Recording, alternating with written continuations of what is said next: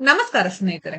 ಎಷ್ಟು ದಿನ ಗಿಲ್ಲಿ ನಟ ಜೊತೆ ಚೆನ್ನಾಗಿಯೇ ಇದ್ದ ಕಾವ್ಯ ಶೈವ ಇದೀಗ ಗಿಲ್ಲಿ ನಟ ಬಗ್ಗೆ ಡ್ಯಾಮೇಜಿಂಗ್ ಹೇಳಿಕೆ ನೀಡುತ್ತಾರೆ.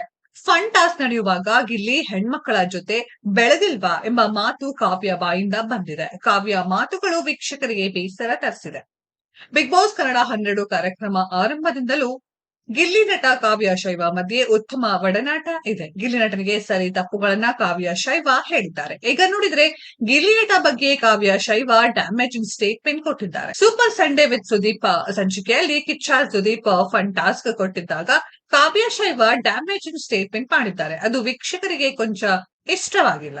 ಯಾವ ಸ್ಪರ್ಧಿಯ ಮನೆಗಾದ್ರೂ ಫೋನ್ ಮಾಡುವಂತೆ ಮಾಡಿ ಅವರ ಫ್ಯಾಮಿಲಿ ಜೊತೆ ಮಾತನಾಡುವಂತೆ ನಟಿಸಬೇಕಿತ್ತು. ಈ ಫನ್ ಟಾಸ್ಕ್ ನಲ್ಲಿ ರಜತ್, ಚೈತ್ರಾ ಕುಂದಾಪುರ, ಗಿಲ್ಲಿ ನಟ ಭಾಗವಹಿಸಿದ್ರು. ಅನಂತರ ಕಾವ್ಯ ಶೈವಾಗೂ ಕಿಚ್ಚ ಸುದೀಪ್ ಅವಕಾಶ ಕೊಟ್ರು. ಗಿಲ್ಲಿನ ಆಯ್ಕೆ ಮಾಡ್ತೀನಿ ಎಂದ ಕಾವ್ಯ ಶೈವ, ಹಲೋ ದೊಡ್ಡಮ್ಮ, ತುಂಬಾ ಟಾರ್ಚರ್ ಕೊಡ್ತಿದ್ದಾನೆ ನಿಮ್ಮ ಮಗ. ಹೇಳಿದ ಮಾತನ್ನ ಒಂಚೂರು ಕೇಳ್ತಿಲ್ಲ. ಮನೇಲೂ ಹಂಗಿನ, ಅದಕ್ಕೆ ಇಲ್ಲಿ ಕಳುಹಿಸಿದ್ರ. ಸಿಕ್ಕಾಪಟ್ಟೆ ಕಷ್ಟ ಆಗ್ತಿದೆ. ನಾನು ಹೇಳೋಷ್ಟು ಹೇಳ್ತಾ ಇದ್ದೇನೆ. ರಾಖಿ ಕಟ್ಟಿದ್ದು ನೋಡಿದ್ರಾ? ದುಡ್ಡು ಕೊಡಲೇ ಇಲ್ಲ. ರಾಖಿ ಕಟ್ಟಿದ್ದಕ್ಕೆ ಹೊರಗೆ ಬಂದ್ಮೇಲೆ ಇಸ್ಕೊಳ್ತೇನೆ ಎಂದ್ರು. ಮುಂದುವರೆದು, ಹೆಣ್ಣು ನೋಡ್ತಿದ್ದೀರಾ ಹೊರಗೆ? ಯಾವ ತರಹ ಹುಡುಗಿ ಬೇಕು ಅಂತ ಕೇಳ್ತಿದ್ದಾರೆ ಅಂತ ಕಾವ್ಯ ಶೈವ ಕೇಳಿದ್ರು. ಅದಕ್ಕೆ ನಿನ್ನ ತರಹ ಬೇಕು ಎಂದು ಗಿಲ್ಲಿ ನಟ ಕೌಂಟರ್ ಕೊಟ್ರು.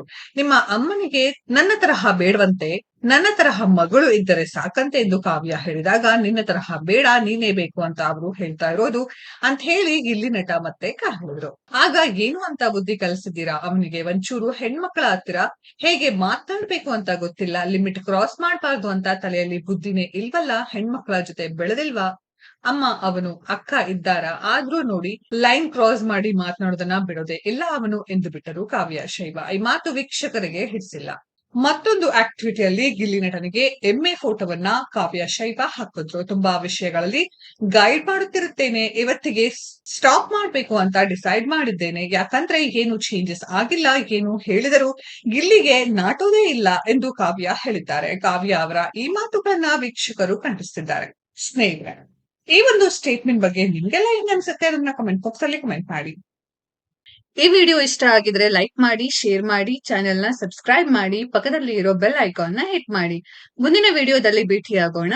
ಧನ್ಯವಾದಗಳು.